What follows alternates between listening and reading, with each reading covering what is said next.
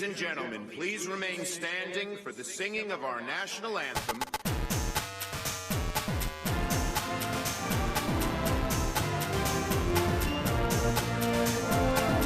Let's get Brexit done. My administration has accomplished more than almost any administration in the history of our country.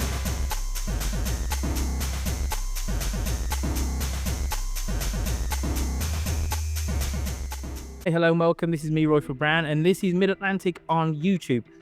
Some of you will know that back in the day, a couple of years ago, we did have a little bit of a foray with putting the podcast out on YouTube. But now this is the dedicated, concentrated, and dare I say it, determined effort of mine to not only have the audio podcast, but to make it televisual as well.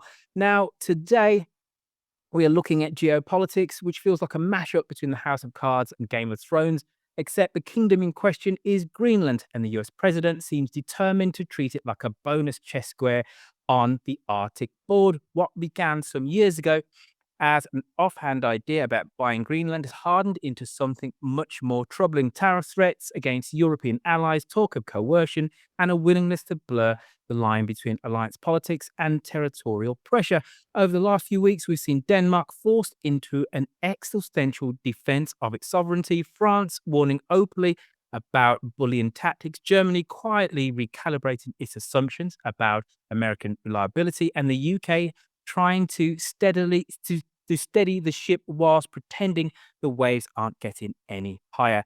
Add in Arctic militarization, great power competition with China and Russia, and an American foreign policy that increasingly treats leverage as strategy. And suddenly, this isn't a sideshow, it's a stress test of the entire transatlantic order. Joining me today is Pyotr Kurzin of the Global Gambit channel here on YouTube. And he is a geopolitical analyst with a deep focus on all things northern transatlantic. Pyotr, welcome to the show. Hi, nice to be back after 2 years, I think. Absolutely. You literally were one of the last shows you actually did on YouTube. First, Pyotr, a little bit of framing. What is Trump's reasoning for wanting to strip Greenland of its sovereignty? Well, firstly, thanks for having me. Secondly, I think that depends on if you take Trump at face value or try to apply rational decision making to him or treat it in the context of the new realities that we seem to exist. And what I mean by that is that Trump sees the world very much through a great power political lens. In the past few years, we've had great power competition, but that has recalibrated to be more just great power politics because Trump wants Putin on the table with Gaza and the Gaza peace board, as it's called. He sees China as a competitor, but equally he appreciates strong men and their style of governance. So it's not really the great powers in competition anymore as it is simply just coexisting and in some ways cooperating. But on top of that, it is the willingness of the Trump administration to resort to hard power. Operation Absolute Resolve was a clear illustration that the Trump administration, or Trump more specifically, is finally able to implement what he had always wanted to in his first term. He didn't know really what he was doing. He didn't have the right people around him. And it had culminated in the removal of one of the what seemed to be considered national security threats for America and its near abroad, its sphere of influence, its own backyard.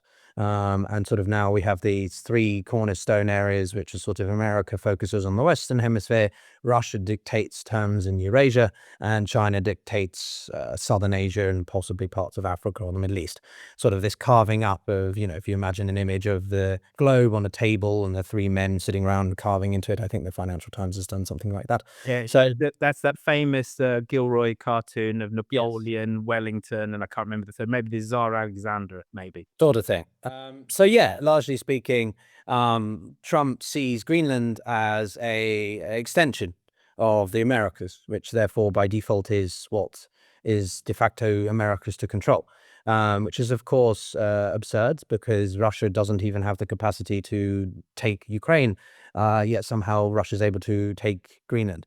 China is a near-Arctic power, as they've self-described themselves to be, but that is obviously absurd because, well, China and the Arctic not really geographically that close. So this is nonsense, but it isn't nonsense because Trump is willing to do it, and has the means by which to do it.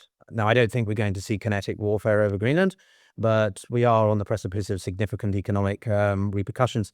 And, I'm very, well, we'll come to this probably, but I am firmly, I sometimes try to be moderate or balanced in what I think, but I know exactly what Europe should be doing and how they should be doing it. And, well, clearly why is without question. Before we come on to what Europe should be doing, how have European leaders kind of framed the threat, specifically Starmer, Macron, and the Chancellor of Germany? Well, the big three, or the E3, Britain, Germany, and France, are better in the sense of that they've been more united, especially since all of Schulz was replaced. I thought he was useless, but Starmer is much better.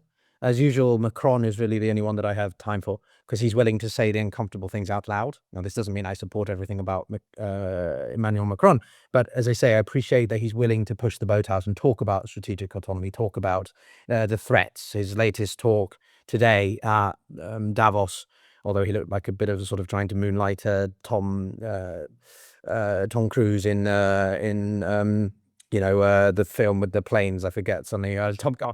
He's trying to do his own version of Top Gun with the aviators. I don't really understand what that was about. But that being aside, I think that these three are much clearer on needing a united front over Ukraine. The problem is that it seems to grow inconsistent when it comes to anything outside of that. Collective European security, I think, needs to take precedence over Ukraine. Ukraine is but one element of collective security. And obviously, the Kremlin, Beijing, perhaps by extension, look at what's happening over Greenland as great. It means that Europe is divided, let alone the transatlantic relationship. And so they can undermine interests. And so we have inconsistent messaging. We have the UK, which is, of course, not the EU. So it is more vulnerable to the tariffs because it's not part of the European project, because Brexit. So Keir Starmer is trying to placate Trump through his messaging of, we will discuss or try to engage the Trump administration around these latest economic coercive tactics, whilst the European Union is much more already willing to be like, okay, we'll release the $93 billion or euros worth of tariffs in retaliation. So, but also, I mean, that is my personal grievances towards the British government and what I consider to be a feckless leadership. So inconsistent messaging, but I think if pushed enough, are uniting around a common ideal. Greenland's future should really be determined by the Greenlanders, and of course, Denmark has a very strong say in that. How incompatible is America's position with being the leader of the free world with the fact that Trump is saying that blithely they're just going to take Greenland, and it doesn't matter whether there's 56,000 people there or 5.6 million people or 56 million people. Sovereignty is sovereignty.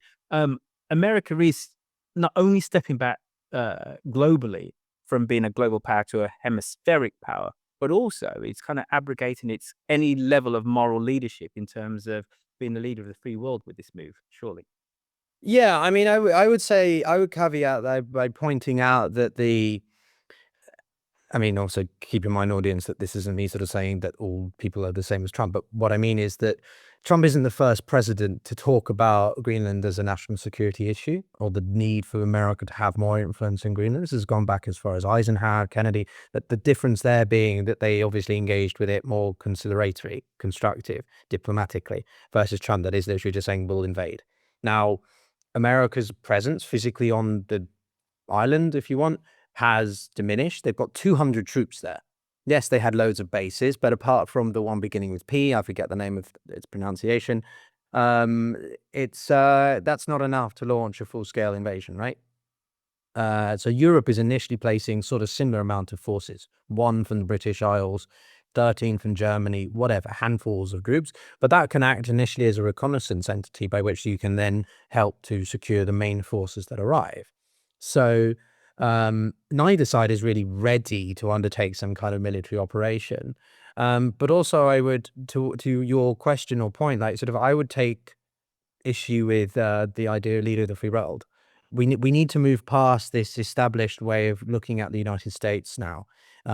Europe needs to behave in the reality that it is, not in the way that it wants it to be, because America under this Trump administration is no longer the America that Europe can rely on.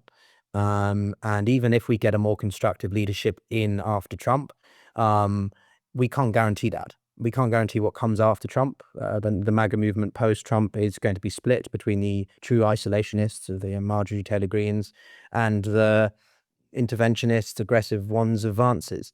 And then, of course, we've got Gavin Newsom and others making these comments and stuff. So Europe needs to wake up to the fact that we are in this new normal, this new reality that we should be completely strategically autonomous of any big power, of any entity.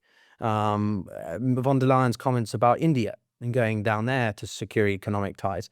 Good idea. Mercosur and the European trade agreement that's been in the pipeline for 30 years. We should establish that. We should finalize that. Europe has not just soft power or bits of hard power. It has that smart power, to quote Joseph Nye, a well-known political scientist, which emphasizes that Europe has the ability to utilize soft diplomacy and hard power military sides. And we can leverage our comparative advantage more, because all Trump has to do is continue to take a sledgehammer to everything that we know or appreciate. And what does it do? It harms American businesses. It harms other third parties that are seeking where to put their assets. Well, why go and put them in? Yes, okay, America may be growing faster, but why put my assets in American markets or industry when I can put them in Europe? It's safer, it's less predictable, and more crucially, there's no Trump. Yes, okay, we have the Orbans and the Ficos, but they're still not quite as dangerous as Donald Trump and his administration. So I think half of what Europe needs to do is actually nothing at all. Just demonstrate their willingness to be, just to manage the damage limitation, ride the waves, but also not placate too much. And also be a regulatory power as well. That's one of Europe's biggest assets. Yeah, exactly. Absolutely, exactly. Europe, I understand the don't do anything, but that's not necessarily passivity. It's not quite the same thing. And what they have to do is at least be a very clear differentiating power to America under Trump. Is this really just about the island of Greenland, or is this fundamentally about an American first doctrine which wants to break its ties with Europe? Because what I want to do afterwards then is to really look at the ramifications of a hostile takeover of Greenland, and then what that means for the post-Second World War order. Well, yeah, I mean, as I say, I think, well, I'll premise that I'm young, I'm hot-headed, I recognize that I might come off to some of your viewers a little bit like a bull in a china shop, and that's probably wise that I'm not yet in positions of influence in the European Union or white, or in the sense of, I'm angry about what Trump is doing to the transatlantic relationship, that he is destroying so many things that have benefited America as well as, of course, Europe. Now, I'm not blind to the fact that Europe has been free riding, has been complacent, negligent to its own defense, security and prosperity in that way. But at the same time, when we say about not doing anything, what I mean is, they don't have to react impulsively to Trump's. All they have to do is allow him to burn those bridges, take a torch to so many different elements, which in itself will alienate and deter third parties. If you're investors from Southeast Asia, right, and you're looking to whatever, you're not going to look to America and be like, yeah, the economy's going really well, sure. But if Trump is just grumpy one day and wants to take a torch to my interests, sod it, I'll go to Europe. And we're seeing this. Plenty of European pension funds I've read just today are willing to sell off all of their US treasuries because of the credit risk, because of the risk exposure. And that's just in the past 6 hours, Roifield. So imagine what happens in the next, next couple of weeks, next few weeks. Maybe this will calm down after Davos, but I'm not looking forward to Trump's address tomorrow in Davos and what comes of that. Moreover, there are certain things the European Union can do. One of them that I did want to highlight was known as the Anti-Coercion Instrument, or ACI.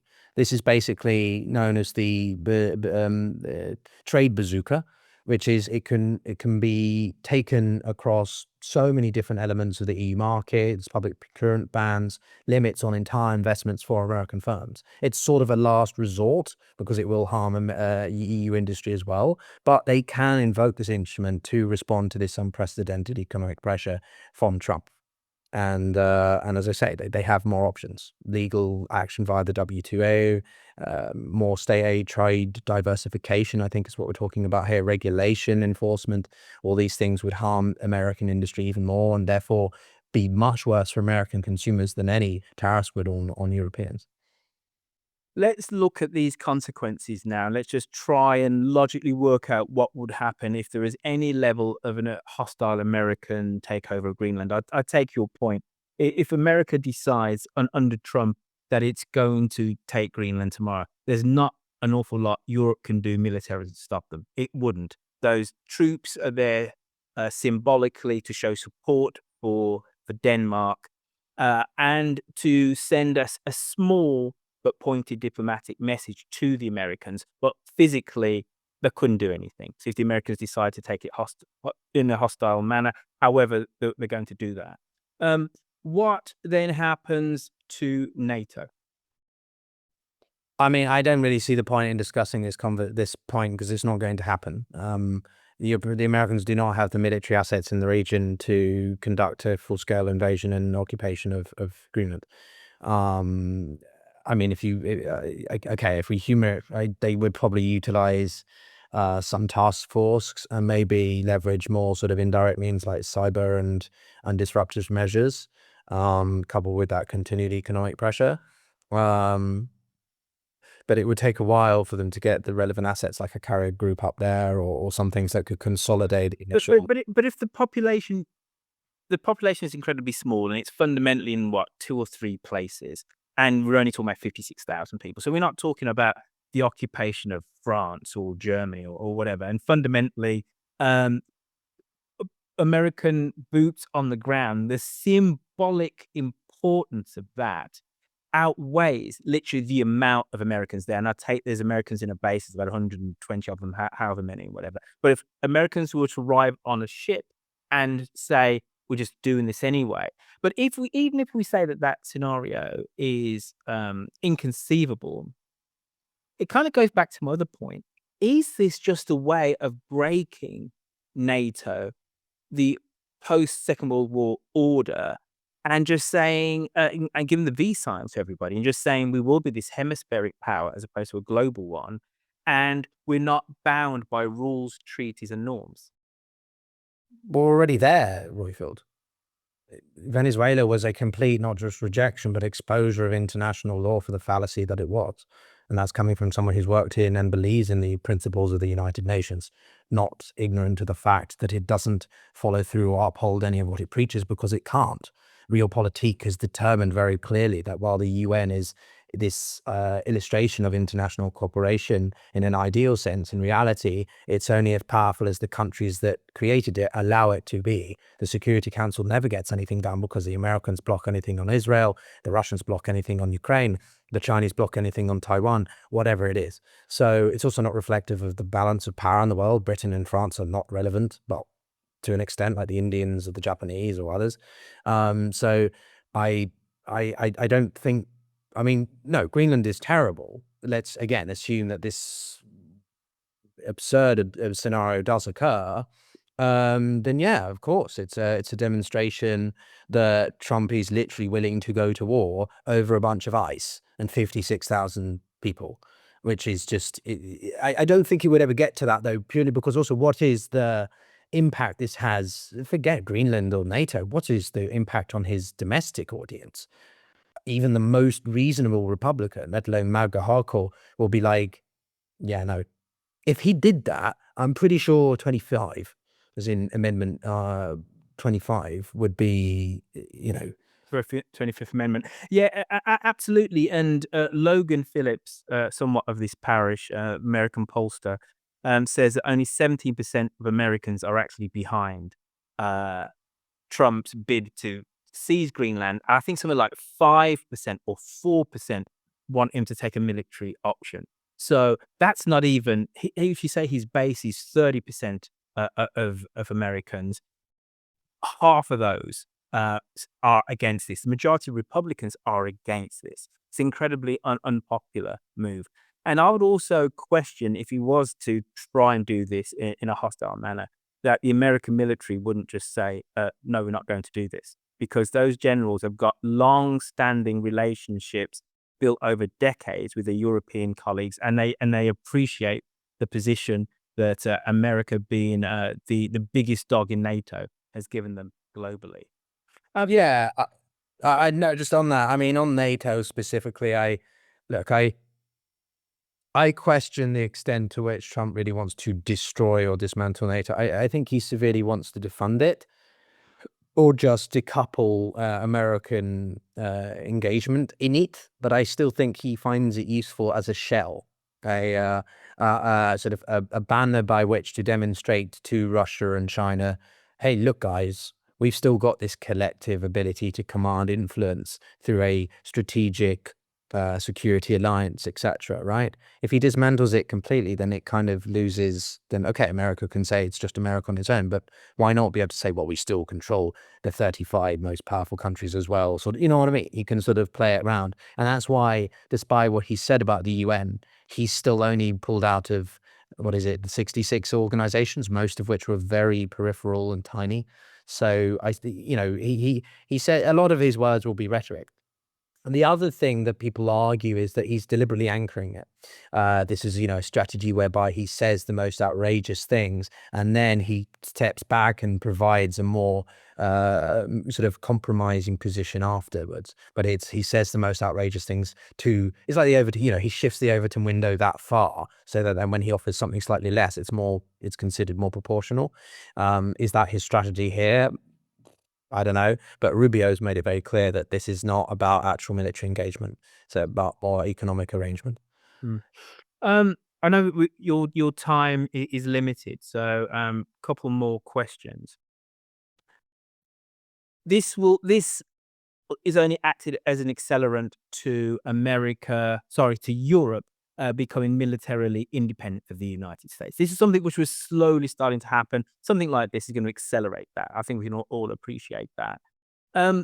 Where does this leave Britain? Britain isn't part of the European Union, so in terms of a tariff threat, we're not part of that. You did touch on this before, but geopolitically, where does this leave Britain if we are going to have a sizable rupture between the United States and its European allies? And let's forget any kind of kinetic hot war in Greenland, but the rhetoric has happened, the incident has happened. You can't then dial that back. Where does that leave geopolitically the United Kingdom? This is really difficult because I, obviously being British, partially wanted to succeed, but I am frankly outraged with the almost contempt I think the British government is having for the public. The British public have made it very clear how they feel about Trump, how they feel about his actions over foreign affairs, but also treatment to broader Europe or Ukraine. And we continue to sort of try to plod along in the same way. We should never have given him a state visit. I think that's an insult to the crown. Not that I'm a huge royalist, but it is an insult, I think, to one of the main exports that we have and defining features of Britain. But also this whole aspect about sort of, well, let's humor Trump and maybe he'll come around. It was through Starmer's over pandering to the Trump administration that we were able to keep our tariff rates to only 10%, versus the 30, which eventually were negotiated down to 15 for the broader EU. I think we should be a lot more combative with the Trump administration, because it leads back to the international order, which I did also want to comment on, which is, I think the international order, the post-45 order is largely gone.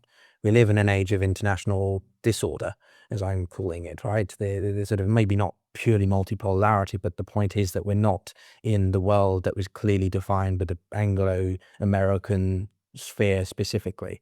And the sort of the Keir Starmer's desire to want to coddle up to the Americans with this special relationship. The Americans have never really cared about the special relationship. They sort of humoured it for the sake of keeping Britain on side for certain features. But it's pretty clear that Europe's focus should be on Europe, not on America. Should we try to act as the bridge? If we want, but it doesn't make sense for Britain to say, you know, I just think it's disingenuous and more counterproductive if we talk about upholding the rules-based order, but then we're willing to support the Americans in their actions over the tanker a couple of weeks ago, right? Either stand by what you believe in, including calling out Trump's actions in Venezuela being as illegitimate as what Putin is doing in Ukraine in many ways, or shut up and just, you know, be that poodle, be that dog, you know, that people often talk about, the dog on the lead of the US, which I really hate that for a country that's meant to be as proud as England. But I think it leaves England in an extremely awkward position.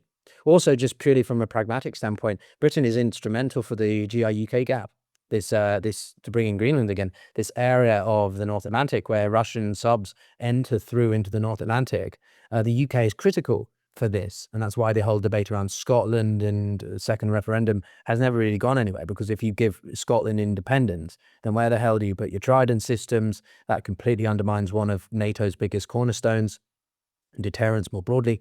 So Britain has to, I think Britain needs to pick a side or be more consistent in its messaging and positioning, because it's Sir Keir's willingness to sort of try to play both sides or be overly appeasing that isn't helping. And why he is the most unpopular prime minister in history at this point. I'm not saying that the Conservative Party have it better. Look at the state of reform right now. But interestingly, even Nigel Farage is distancing himself from what Trump is doing. So I think the situation with the government and in Britain is more a reflection of just the state of British politics as a whole. I was running to be in a particular party, and they still decided to deviate away from me, who offers something I think maybe a little bit brash, but new and, you know, willing to talk the uncomfortable things, because they wanted to try to stick to the status quo. And until we're willing to shift away from that status quo, then Britain is going to be in for a tough time. And lastly, does this whole incident mean that a potential re-embrace of the EU is much more likely? Yes. No, I mean, look, you know what I think about Brexit. We've talked about it a lot of times in the earlier days we knew each other. I think it's one of the single biggest structural and systemic mistakes Britain has ever made. And at this point, clearly the UK, as I say, should focus. It can still try to be a bridge, if possible, between the European Union and America. But clearly, you know, it's just not treated respectfully enough by a lot of the American administration. So does it want to bother allocating so much of its resources, time, diplomatic energy into that? Or does it want to just focus 70-80% of its attention on Europe, working with the French particularly to decouple? I think the biggest emphasis I would say from all of this is Europe as a collective, including Britain, needs to decouple, or at least de-risk from America, right? There was a quote from Joseph Borrell, the former EU foreign minister, and he basically said, you know, we need to de-link from Russian energy, Chinese markets, but that also means American security. And I think Britain in this E3, if they're more willing to take these risks, be a little bit more ballsy, I think that would be a good idea. And that means the government is exploring the idea of returning to the customs union. I'm glad that they re-established the youth mobility for students. I lost out on that because of Brexit. You know, I'm not that old, but like, that's the basics. That's the minimum. We are not talking about us giving up the pound or becoming part of the Eurozone. No, I still like the UK's slight separate dynamics there. But Europe is clearly going to have to integrate more. You know, discussions about a federal Europe or United States of Europe. And I've always been somewhat skeptical and even against that. But this world we're living in now, where these poles China down here, Russia up there, the global south more broadly, whatever, India and the others, non-aligned movement, America and all that sort of stuff. Britain as part of the EU, Europe as a collective should be that pole, another pole that offers that greater sense of stability, reassurance, and upholding these values that we talk about: liberal democracy, rule of law, etc., etc. Trump's clearly disregarding them, and so Europe, if it wants to be the bastion of these values, then it needs to find a way to do that. And I think it's not going to be easy. Talking to some people in Davos earlier in the day or whatever, texting people, there's still a sense that some European policymakers, bureaucrats are like, yeah, well, maybe we can return to normal eventually.